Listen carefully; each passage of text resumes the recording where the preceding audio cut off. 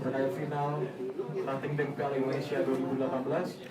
Dan tepat di depan kita sudah ada CEO Persija Jakarta, Bapak Ferry Paulus. Selamat sore, Pak. Untuk sekian waktu kita persilakan kepada Pak Ferry untuk menyampaikan pendapatnya terkait final Ranting Bank Piala Indonesia 2018. Silakan, Pak. Iya. Terima kasih. Assalamualaikum warahmatullahi wabarakatuh. Waalaikumsalam. Iya, selamat sore dan salam sejahtera untuk kita semua. Yang saya cintai teman-teman dari wartawan, baik TV, cetak, ada macam-macam lah ya. Terima kasih atas kesediaan untuk hadir pada hari ini.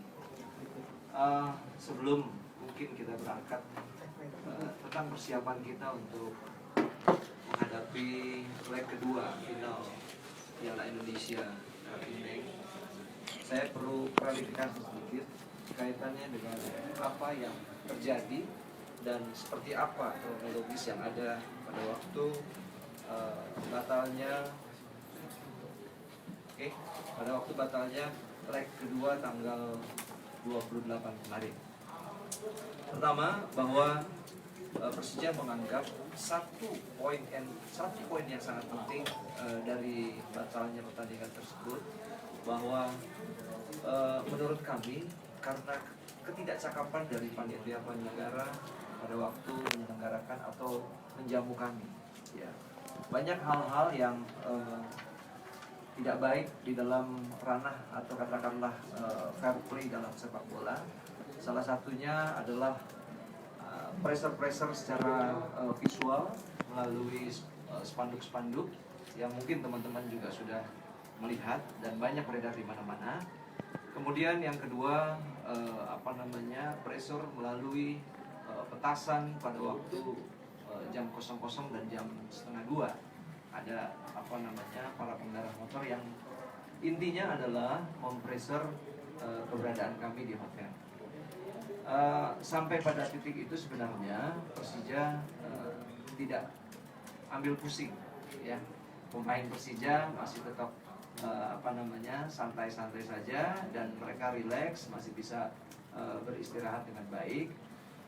Namun pada waktu official training di sore hari, ini yang menyebabkan ada kekhawatiran dan ketidaknyamanan dari tim Persija sendiri pada waktu yang akhirnya menyebabkan kita membatalkan atau tidak ingin bertanding pada waktu tanggal 28. Nah, teman-teman wartawan yang saya hormati, bahwa ketidakcakapan dari panitia penyelenggara itu sudah juga diklarifikasi pada waktu kami sama-sama di tanggal 28 berkomunikasi untuk mencarikan titik temu yang terbaik antara Pak Munafri dari pihak PSM, kemudian ada Kapolresta, ya, itu Kombes pangkatnya, dan satu Karo-Ops Polda Sulsel itu Pak Stephen. Nah, Pak Stephen menyampaikan bahwa pihak Panpel tidak minta dipertebal pengamanannya khusus untuk official training. Sebenarnya ini yang saya maksudkan ketidakcakapan dalam